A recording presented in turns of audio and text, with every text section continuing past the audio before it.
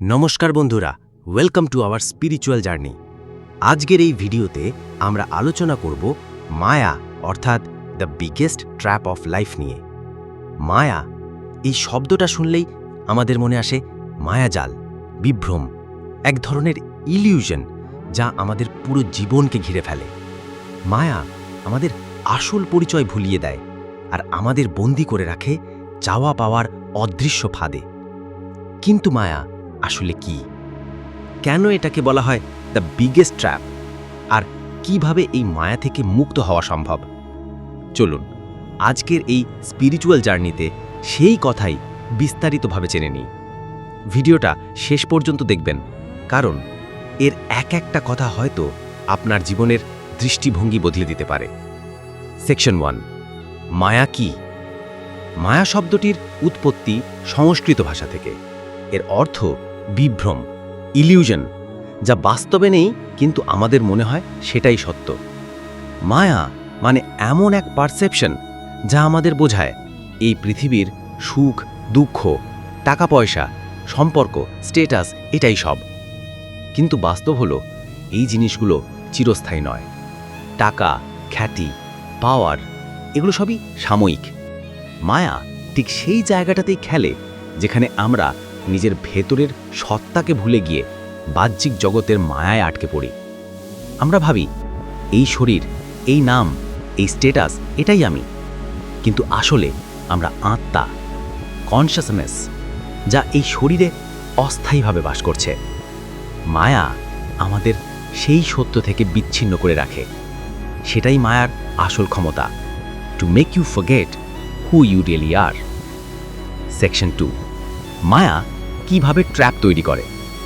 মায়া আমাদের কন্ট্রোল করে আমাদের 5টি সেন্সের মাধ্যমে: দৃষ্টি, শ্রবণ, স্বাদ, গন্ধ আর স্পর্শ।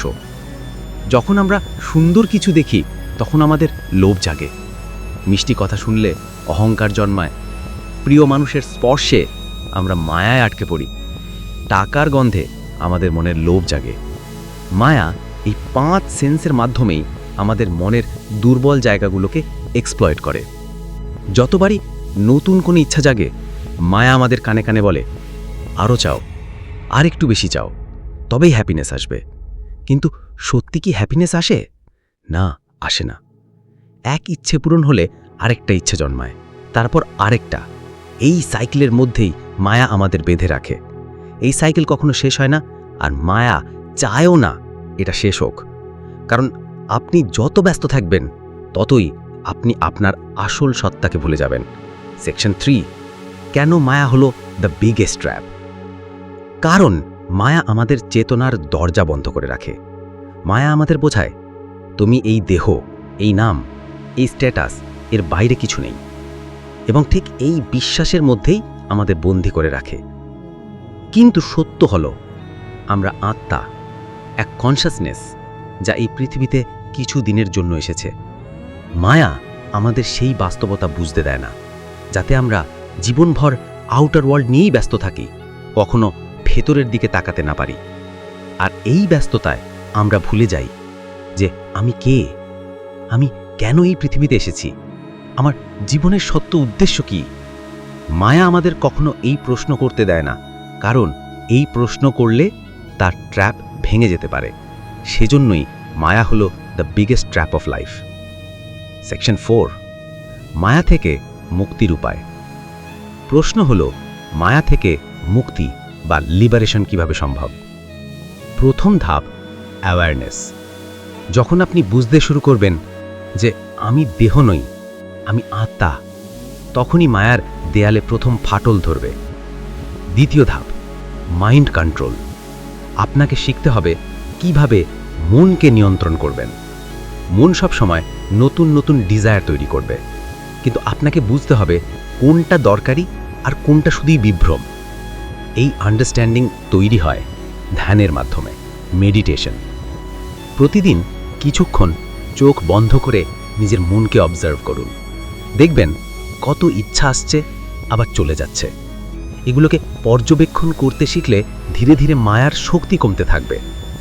আরও একটি গুরুত্বপূর্ণ উপায় হলো সৎসাং, অর্থাৎ ভালো মানুষের সাহচর্য। যারা জ্ঞানী, যাদের চিন্তাধারা আপনাকে আপলিফট করে, তাদের সাথে সময় কাটান। তাদের কথা, তাদের আচরণ আপনাকে মনে করিয়ে দেবে তুমি আত্মা, তুমি শাশ্বত। সবশেষে নিজের জীবনে ঈশ্বরের স্মরণ রাখুন। যখনই মনে হবে যে সবই আমার কারণে হচ্ছে, সেই মুহূর্তেই ইগো তৈরি হয় আর মায়া প্রবল হয়ে যায়। কিন্তু যদি মনে রাখেন যে সব ঈশ্বরের ইচ্ছায়, তাহলেই মায়া দুর্বল হবে আর আপনাকে আর আটকে রাখতে পারবে না। Section 5, real life example. চলুন একটা রিয়েল লাইফ এক্সাম্পল দেখি। অনেক বড় বড় সেলিব্রিটি, ইন্ডাস্ট্রিয়ালিস্ট, রাজা বাদশাহ, যারা জীবনে অঢেল টাকা পয়সা, ক্ষমতা, ফেম পেয়েছে, জীবনের শেষ বেলায় তারা বুঝতে পারে যে এগুলো কিছুই চিরস্থায়ী নয়। মৃত্যুর সময় কেউ টাকা নিতে পারে না, পাওয়ার নিতে পারে না, সবই এই পৃথিবীতে ফেলে রেখে যেতে হয়। সেই মুহূর্তে যদি তারা ভাবে যে আমি আসলে কে, সেটা বোঝার সময় তখন আর থাকে না। তাই আমাদের উচিত এখনই এই মায়ার জাল ভাঙার চেষ্টা করা, না হলে জীবনের শেষের দিকে আফসোস করা ছাড়া আর কিছুই বাকি থাকবে না।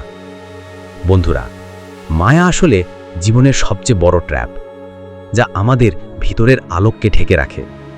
কিন্তু জ্ঞান, মাইন্ডফুলনেস, মেডিটেশন আর সৎসঙ্গের মাধ্যমে আপনি ধীরে ধীরে এই ট্র্যাপ থেকে মুক্ত হতে পারবেন। সেই মুক্তিই হলো প্রকৃত শান্তি, প্রকৃত আনন্দ। যদি এই ভিডিওটা আপনার ভালো লেগে থাকে, অবশ্যই লাইক দিতে ভুলবেন না। কমেন্টে লিখে জানান আপনার অনুভূতি, আর আমাদের চ্যানেলটিকে সাবস্ক্রাইব করে পাশে থাকুন, যাতে এই রকম আরও স্পিরিচুয়াল কন্টেন্ট আপনার কাছে সহজে পৌঁছায়। পরের ভিডিওতে আবার দেখা হবে।